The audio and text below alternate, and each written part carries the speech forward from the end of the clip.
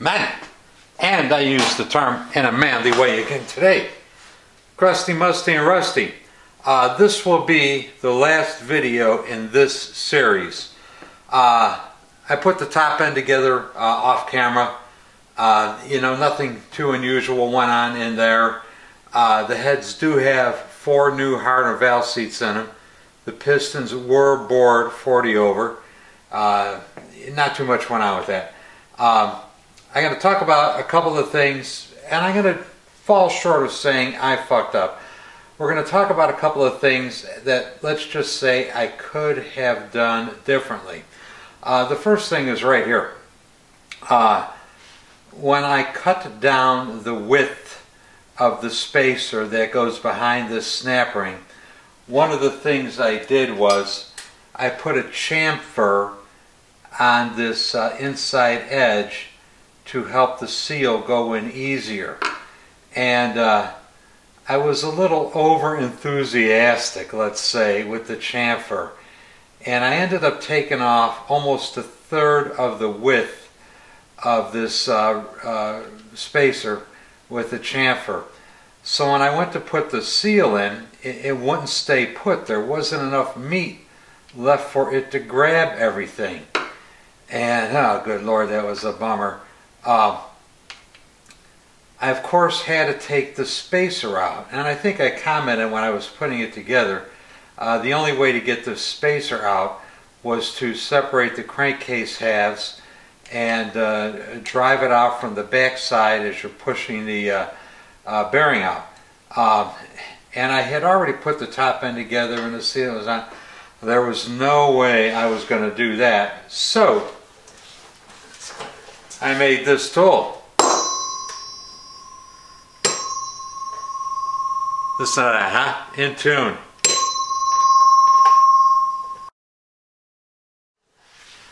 The little hooks on the ends of these tines, it took about 4 or 5 tries to get them the right size and the right shape to slip over the shaft, pop out behind the spacer, and grab it.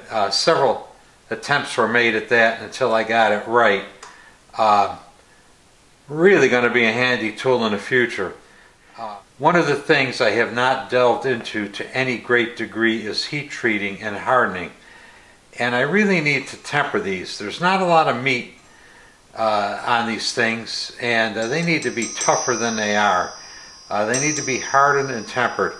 So if any of you out there know of someone who is or thinks they are capable and would really like to do me a favor and heat treat this thing, that would be great. It is made out of 4130 steel, so it should be heat treatable, and it would make this a lot more durable. I mean, I'm sure it will hold up for several pulls, but I'd like it to hold up for several hundred pulls. Not that I ever intend on making it anyway. But anyway, that was one of the things I screwed up. I should have just touched off the corner on the spacer, but like I say, got a little too aggressive. One of the other things I thought was kind of interesting. Will you look at the hammer marks on this trapdoor? What did this trapdoor ever do to anybody that they had to hammer the shit out of it like this? Good Lord, I've never seen that many hammer marks on a trapdoor. Or could it be that something went loose in the primary and was just beating around in there? I don't know. But anyway, trapdoor is otherwise serviceable. It looks ugly, but structurally I don't see anything wrong with it. But you know, why did this have to be abused like this? Beats the hell out of me. The other thing that was kind of a pain in the ass on this, I already had this together once with a kickstart non-ring gear clutch basket in it. This owner's kind of hemmed and hawed and back and forth, and finally what he decided he wanted to do is he wants to put a wider tire on the back, so he needed an offset transmission drive sprocket. And of course, when you put an offset sprocket on it, the sprocket cover won't fit, which means that you can't use the kickstart levers. So if you're going to go with offset sprocket, you have to use electric. So I had started setting it up for kick, then he changed his mind, so I have to set it up for electric, so I had this all together, had to take it all apart again. Kickstart hole is plugged. I got the electric start spacer in there, no more kickstart gear. I did my usual safety wire job on the pawl carrier bolt and the plunger and spring bolt over here. But anyway, I'm going to put this back together again now with all of the electric start shit in it and all of the kickstart shit out of it. And let's put this primary together, hopefully for the last time.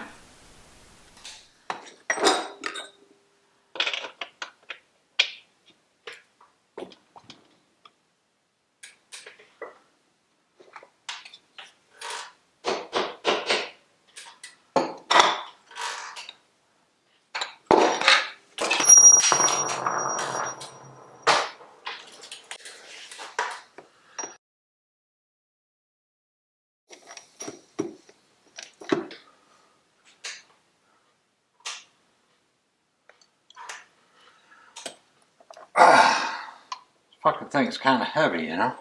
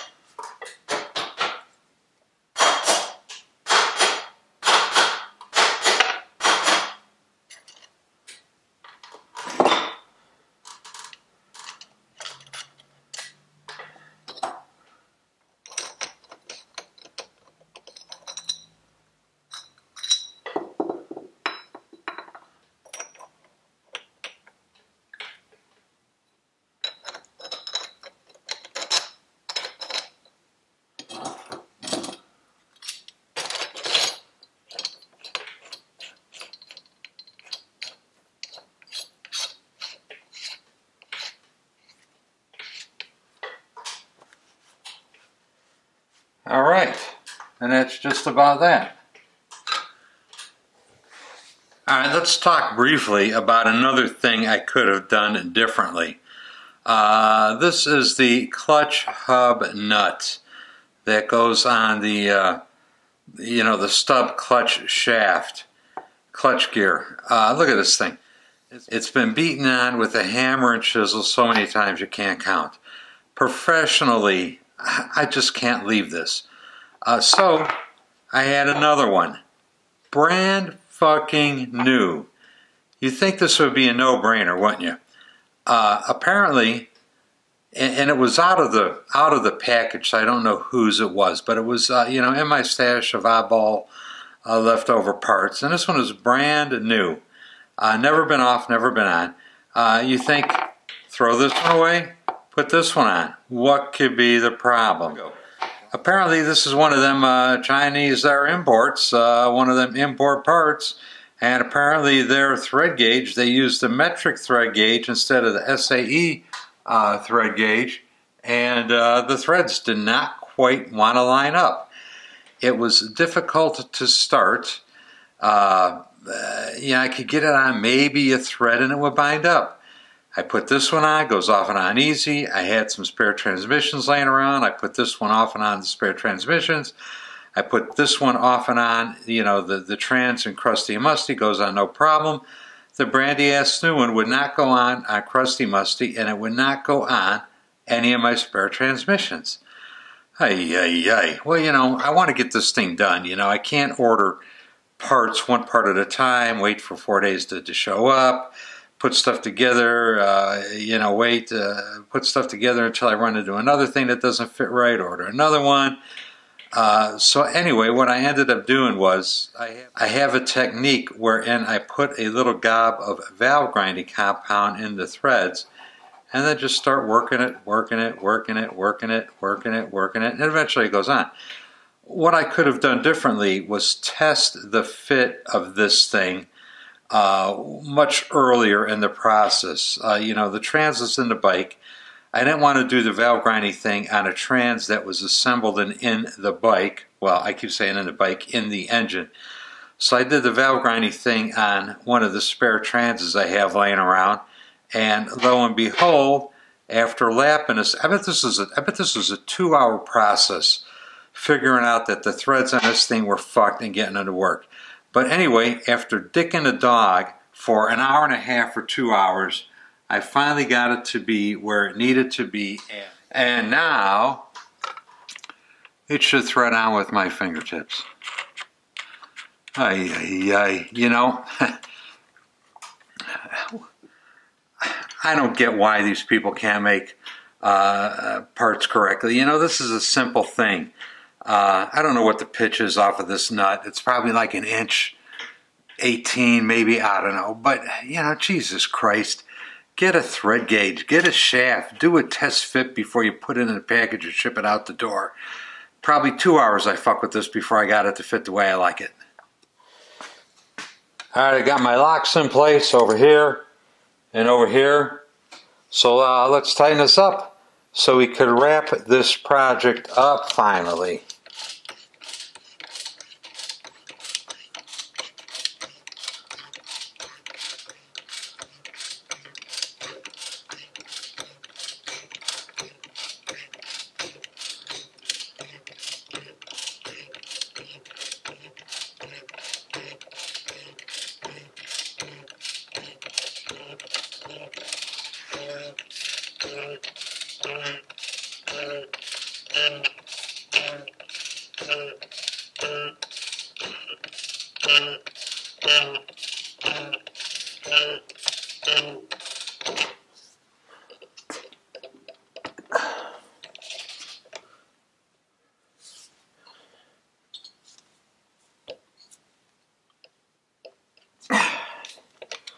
Let's get this one on.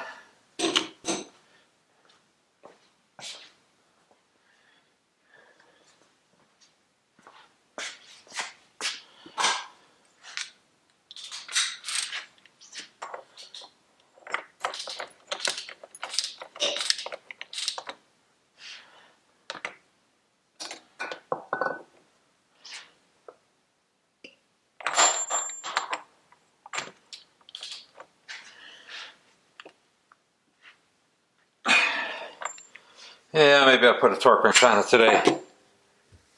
Alright, book says it's supposed to be 150. Let's see if I got 150 in me today. That one's good. And let's see if I got 150 in me for the clutch hub nut.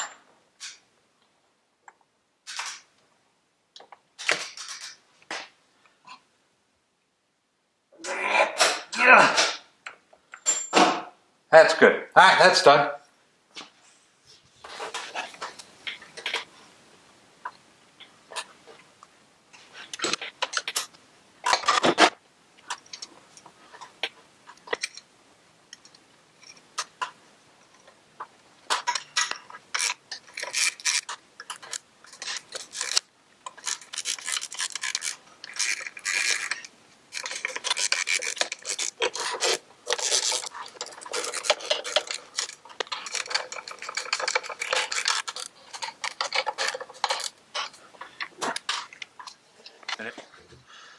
I've had a couple questions over the years. What's the compensator for? The compensator is to take up a shock to the drivetrain when the starter kicks in. When the starter kicks out and hits this ring gear, boom, all at once. This prevents teeth from shearing off the ring gear, teeth from shearing off the starter, parts inside the starter bendix from breaking. So the compensator is not for rider comfort at all. It has nothing to do with taking up the snatch when you take it in and out of gear. It has everything to do with protecting the starter. One other thing of note is the primary adjuster. On the electric start XLHs, when the starter kicks in and turns the chain in this direction, it's pulling on the bottom. Your load is on the bottom half of the chain. This extra brace over here is to help carry that load. The load is going the same direction when you're kick-starting it, but the starter's got more kick in it than your leg.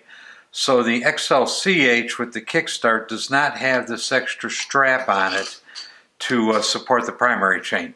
Anyway, FYI, in case you wanted to know.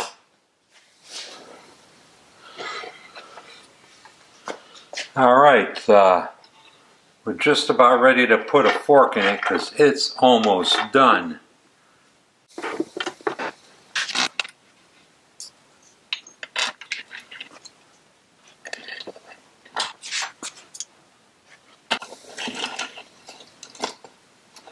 These are stainless, so they're getting a little gob of sealer. And I'm just snugging this down, just barely tight, just to protect what's in there. Because obviously it's going to have to come off to get the clutch cable hooked up.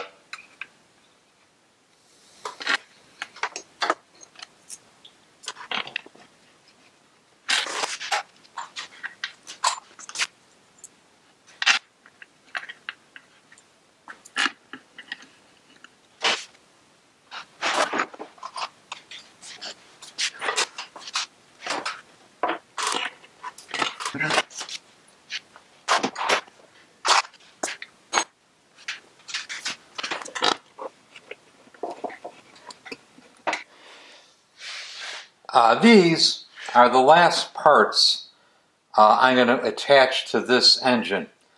These are V-twin pushrod clips. Does anybody want to take bets as to whether or not these will fit without modification? The batting average hasn't been too good, but we could give it a try.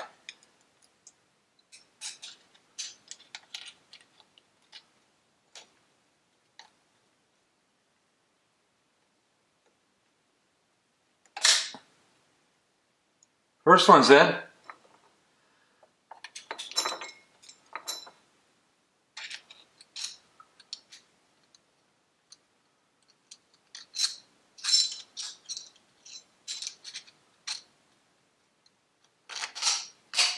Second one's in.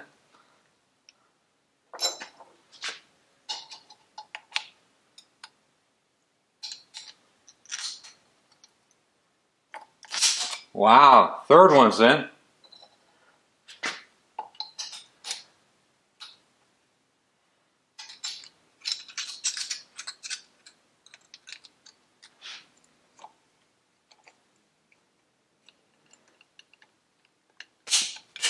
Fourth one's in. All right, so tonight, a little bit of a historic moment here. We have pushrod clips, V-twin certified to work, and the primary adjuster I put on the other side was a V-twin part, certified to work with no modification. They've set a new record, folks. Okay, in the category of lessons learned, these lifter blocks were bored and honed to accept a set of 10 over lifters. Out of the engine, holding them in your hand, the lifters went up and down smoothly. They were perfect, okay? Put them in the engine, tighten these 4 nuts, and they would bind up. I thought, what the hell was going on here? Eventually I discovered that all 4 of these lifter blocks were ever so slightly bent. And when you tighten the nuts down, when you tighten the bolts down, you put a little preload on these things and it just kind of kinked over the tops, you know, a 1/2 of an inch. Not very much, but enough to make the lifter blocks bind. I ended up running all 4 of these out to the lathe, facing off the bottom to get a surface that was true and squared to the part of the lifter block that extended into the crankcase. You know, this is just another little thing that added, you know, a couple of hours of dicking around with it. You know, this motor fought me just about every inch of the way. But hey, it's done. Here's the last little bit of show and tell out of this motor. This is a mashed up nut. I pulled this out of the cam gear case. It looks like it might have been a generator oil slinger and gear nut. Anyway, this was floating around in the cam chest. Hard to believe there wasn't more damage done to this motor than there was. This screw, and it might be hard to pick up here. Let me grab something. This screw, and it's hard to get it in focus, plus it's black, but it's all beat to shit. This screw was one of the screws that retained the sprocket shaft lock plate, and it was beaten to hell by the connecting rod hitting it. But anyway, all chewed up. Just a matter of time until it probably broke off. And these 2 little chunks of metal. When I finally got the and these 2 little chunks of metal. When I finally got the rusty oil pump apart, this is the drive key for the return gears, and it's sheared in 2. So something got in the oil pump, jammed it up, sheared the return side drive keyway. So the engine would still run, and the engine would still have oil pressure. Well, it would have oil pressure for a while. Oil was being pumped in, it just wasn't being pumped out. So at some point along the way, the tank would have gone empty, the crankcase would have been full of oil, it probably would have been smoking and leaking like a bitch. Is that when the guy gave up driving it? Who knows? But anyway, sheared keyway. This is what happens, for example, when a chunk of silicone gets caught in your gears. On this motor, with as much stuff like this floating around and bits of metal in there, it probably wasn't silicone that locked it up. It was probably a piece of something or another. Anyway, last little bit of show and tell out of this engine. Crusty, Musty, and Rusty. It's done. A challenge from the beginning to the end. The new crankcases were a game changer for this motor. This motor, in the end, went together real well, if not without some difficulty. I think this is going to be a good solid motor for this owner. Very pleased with the way it turned out. It's ready to be shipped back. I am out of here. Hey, you know the drill. Get yourself one of these. Get yourself one of these. Thanks ever so much for watching. Please subscribe. Join me on Patreon. And remember, if anybody knows somebody who can heat treat, let me know, because I need this heat treated and I could use some help doing it. Thank you ever so much. Bye.